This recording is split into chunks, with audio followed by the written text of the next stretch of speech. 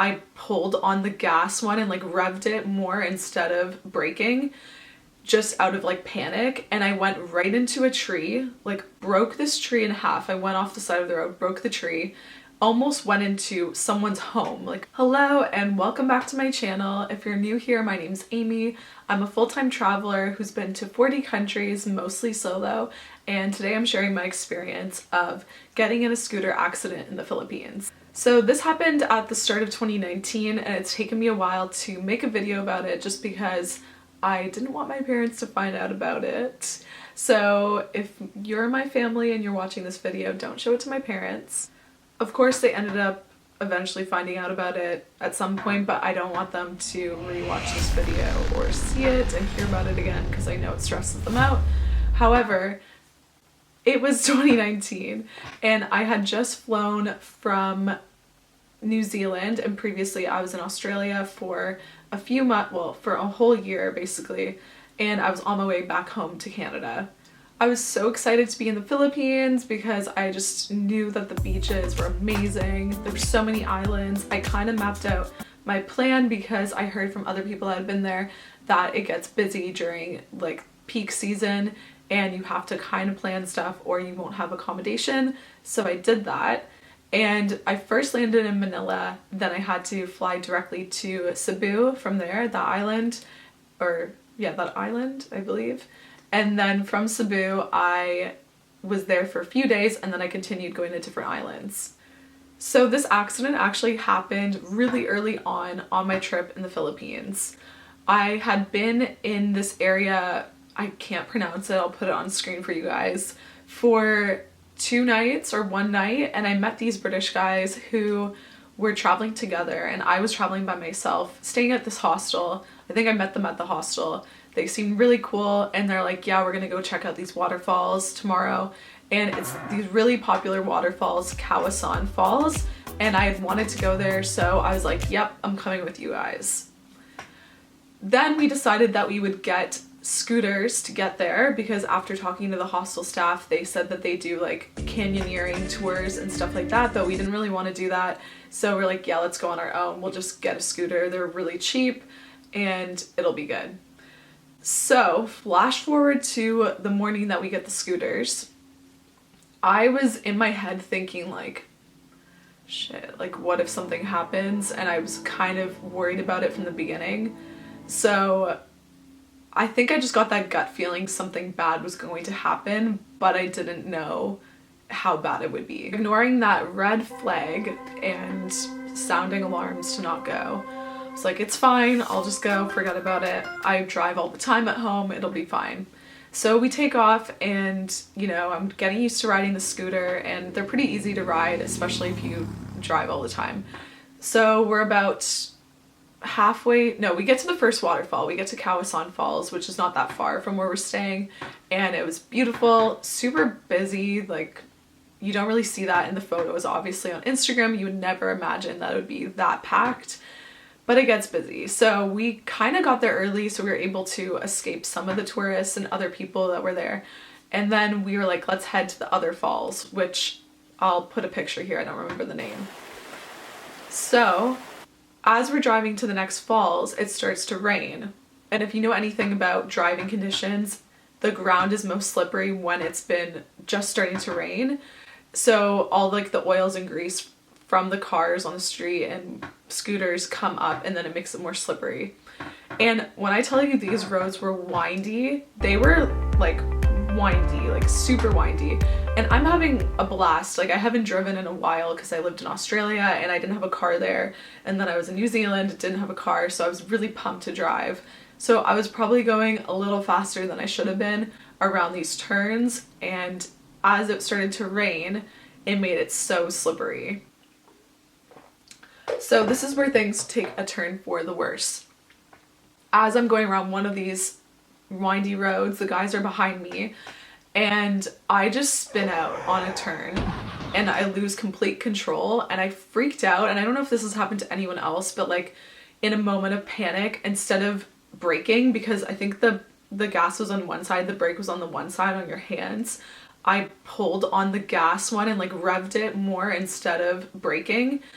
just out of like panic, and I went right into a tree, like broke this tree in half. I went off the side of the road, broke the tree, almost went into someone's home, like someone's actual home on the side of the road. They came out because they're like, holy shit, what happened? And they see that I got seriously like pretty hurt. Luckily it wasn't anything too bad, but I was bloody, like my legs were super bloody. Luckily I had a helmet on and I was fine. All this adrenaline was pumping through me, so I'm like, I'm fine, I'm fine. Like they come out, are you okay? They're like really, really kind to me, even though I just broke their tree, and I'm so panicked, and I'm like, I'm good, like let's just go, let's get out of here. Like, and they were trying to call me an ambulance, but I'm like, no, I'm fine, trust me, I'm fine. The two guys obviously that were right behind me were kind of scared too, and they're like, are you good? Like we can go back. And I'm like, no, we're so close to this other waterfall, let's just go. Like, why did I say that? I don't know, like that was so stupid of me. I should have just gone back, but I'm like, no, I'm good, like let's ride. And mind you, like my leg was super bloody, my wrist was so messed up. Like I didn't know at the time, but I only realized as we took off that I really messed up my hand. So once I convinced this really nice Filipino family that I'm fine and I apologize for breaking this tree in front of their house, they're like, okay, like you go if you want to. We head off, and it's maybe like 20-minute drive or 10-minute drive up to this next waterfall. Also, we have to go up these like dirt roads and stuff off the main road to get there. And then it was like, I don't know, I want to say a 30-minute hike while it was raining to get to these waterfalls. And they're like, are you good? The British guys. I'm like, yeah, I'm good. Don't worry about me. I was not good. I was definitely not good. My leg was still bleeding, but I'm like, oh, it's raining. The rain will wash it away. It'll be fine.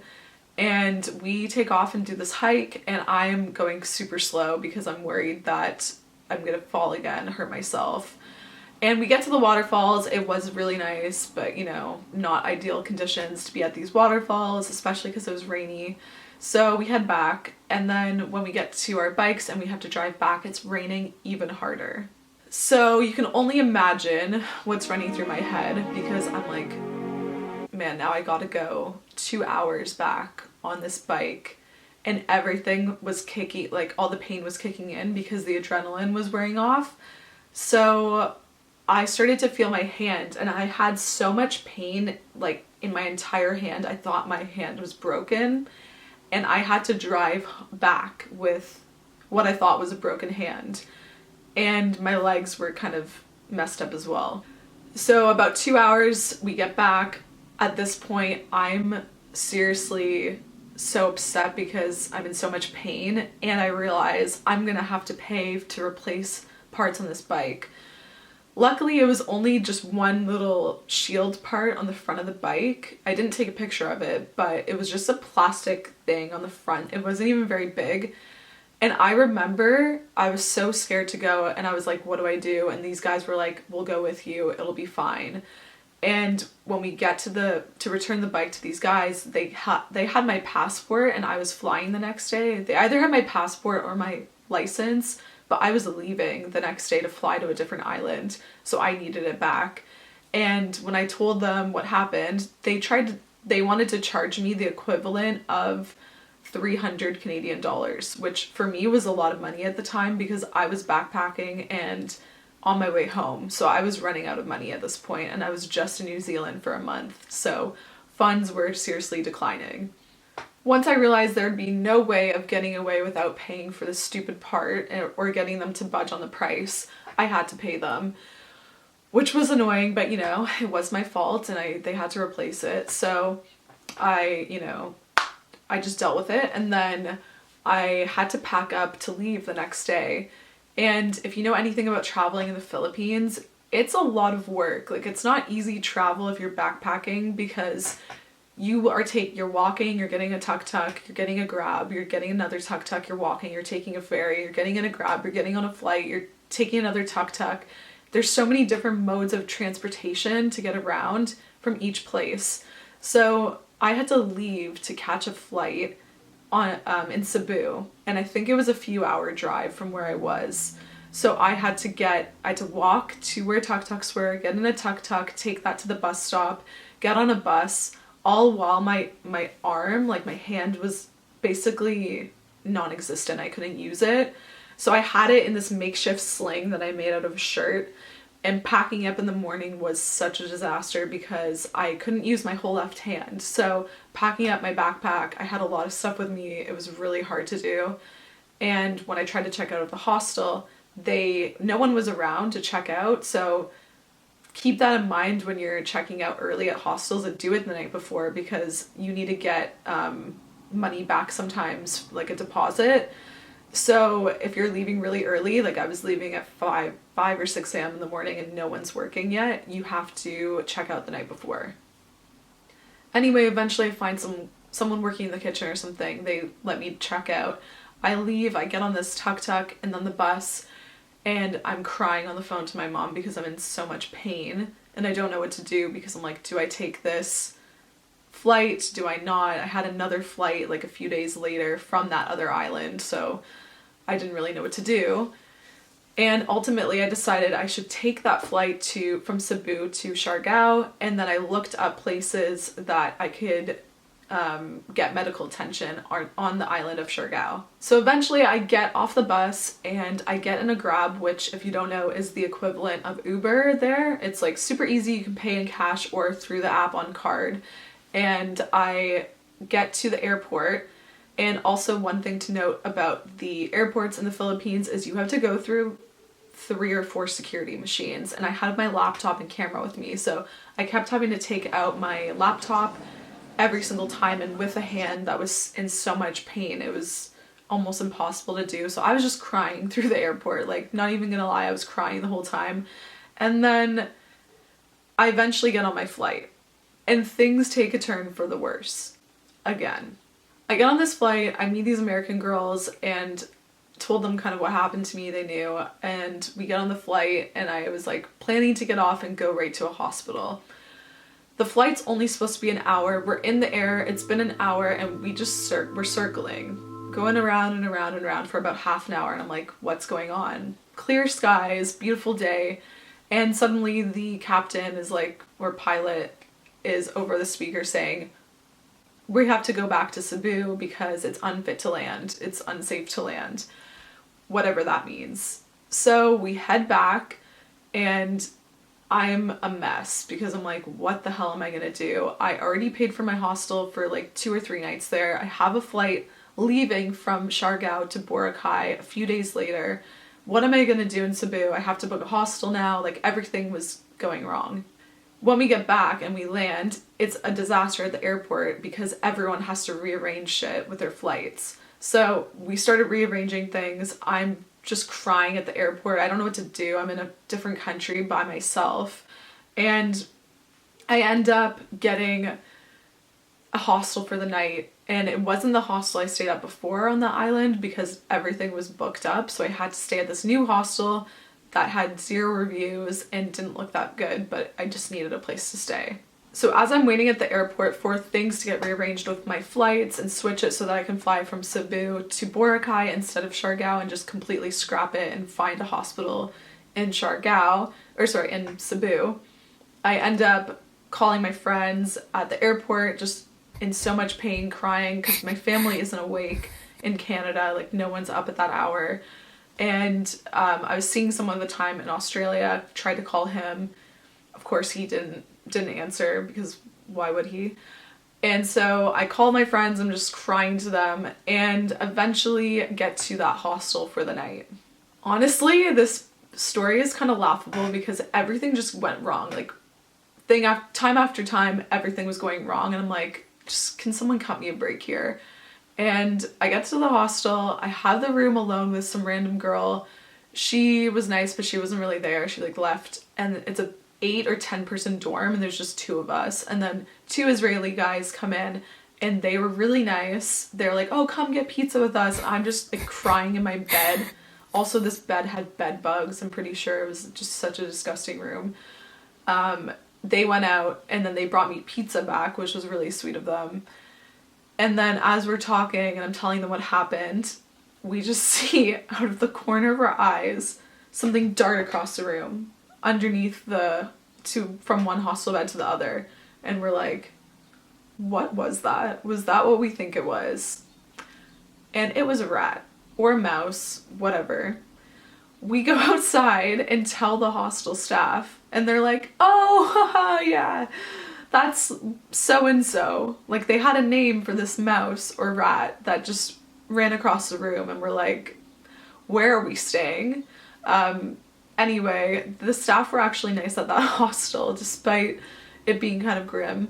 And the next day, they referred me to a hospital I could go to. I went, it was a private hospital. I saw the nicest doctor. Also, everyone speaks English in the Philippines, which made it 1,000 times easier. And I got an x-ray done on my hand. I got a sling, I got like medication. It turned out that I didn't break my hand. I think that it was torn ligaments, but obviously that wouldn't show up on an x-ray. So there was no break, which I knew, but it was in so much pain. So I was taking pain medication and like anti-inflammatory medication and wearing a brace on my wrist. Of course, the whole time this is happening, Buddy in Australia is not picking up, does not care what happened to me. So I'm just alone again, like in contact with no one, traveling by myself, trying to figure it all out. And it's honestly quite emotional and hard to get through moments like that when you're traveling by yourself in a foreign country. But I eventually got through it, got on my next flight, and like continued my trip as per usual. And just when you think that would be the end of things, everything would run smoothly in the Philippines, it doesn't. When I get to Boracay, I actually ended up encountering a really creepy guy that pretty much stalked me across multiple islands. And if you want to see that video, I have a story time, so I'll leave a card up here for you guys to click on if you want to watch that next.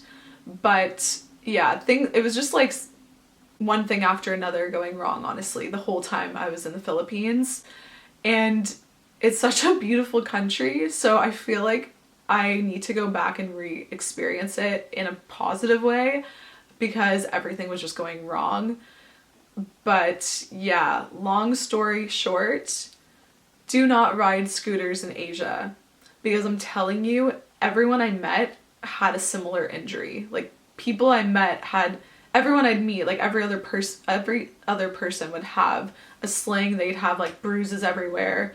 Also, I forgot to mention, I'd have to be like icing my ankles and my feet because they were going purple, like blood vessels had burst. My doctor told me that when I sent her pictures, the one that I saw in Cebu. So I'd be like icing my ankles, I'd be icing my leg that was so bruised and like welted, and had this wrist brace on. And the only fun part of that was getting people to sign it, because I never had a cast as a kid. So I'm like, sign my wrist brace, everyone. So that's like kind of a funny memory, but otherwise would not recommend riding a scooter in Asia. I have drove scooters in other countries, like when I was just in Nicaragua. However, I just kind of take it like case by case. I know in Asia, the driving there can be really hectic, and I've just seen how many people get injured there. I didn't see the same thing happening in Central America, so I felt a lot safer driving when there, especially because when I did, I was on an island and it was just really wide open roads and not many people driving.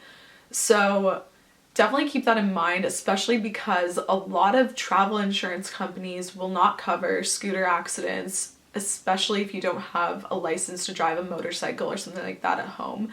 And of course, if you're going to get on one, wear a helmet. So that is how I got in a scooter accident in the Philippines. Definitely avoid them if you can. If you're going to the Philippines, get tuk-tuks or get grabs and find other modes of transportation. I know it can be challenging, but it's going to be worth it, and it's worth your safety. And if you want to see some other story times from my travels, I'll leave the playlist here for you, as well as other videos you might find interesting. Thanks so much for making it all the way to the end, and I will see you in the next video.